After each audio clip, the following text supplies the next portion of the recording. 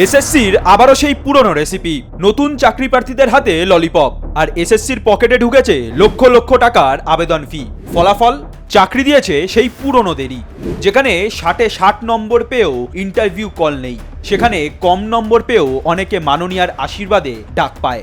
কারণ এসএসসিতে মমতা সরকারের ক্যালকুলেটর আলাদা, সেখানে যোগে যোগ হয় না, যোগ হয় সন্দেহজনক প্রার্থীর অভিজ্ঞতার 10 বাড়তি নম্বর। এবং এই 10 নম্বর কেন দিয়েছে এসএসসি? শুধুমাত্র 16 সালের যারা চাকরিহারা তাদেরকে বাঁচানোর জন্য। 20,500 জনের তালিকা প্রকাশ, এর মধ্যে প্রায় 11,000ই সেই পুরনো গ্যাং, যাদের চাকরি বাতিল হয়েছিল তাদেরই আবার ডাক।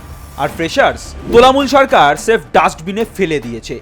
যাদের চাকরি গিয়েছে তাদের মধ্যে দাগিদের ছাড়াও অদাগিদের মধ্যেও অনেক জল মেশানো রয়েছে, একথা সকলেরই জানা। বাংলা, ইংরেজি, ভূগোল, হোম সায়েন্স 8 থেকে 9টা বিষয়ে জেনারেল ক্যাটাগরিতে একজনও নতুন আবেদনকারী সুযোগ পেল না। শিক্ষক নিয়োগই হয়নি। 10 বছর ধরে আমরা ওয়েট করে আছি একটা পরীক্ষার জন্য। এটাই প্রমাণ এসএসসি আজ মাননীয়ার দলের এটিএম মেশিন ছাড়া আর কিছুই নয়। 2016 সালের দুর্নীতি চাপা দিতে 2025-এর এসএসসিকে সম্পূর্ণ ধ্বংস করা হয়েছে। নতুনদের টাকা নিয়ে চাকরি বানচাল করে শেষ পর্যন্ত লাভবান কারা? একটাই দল, তৃণমূলের চাকরি চোর লবি। বাংলার মানুষ সব বুঝছে, এই অঙ্ক, এই চুরি, এই প্রতারণা সব হিসাব জমা হচ্ছে মানুষের বুকে। 2026-এ সেই বকেয়া হিসেবেই মেটাবে বাংলার জনতা, আর তার উত্তর হবে সোজা বিদায়। মমতা বিদায়, চোরদের সরকার বিদায়। বাংলাকে অপশাসনের অভিশাপ থেকে মুক্ত করতে আজই শপথ নিন।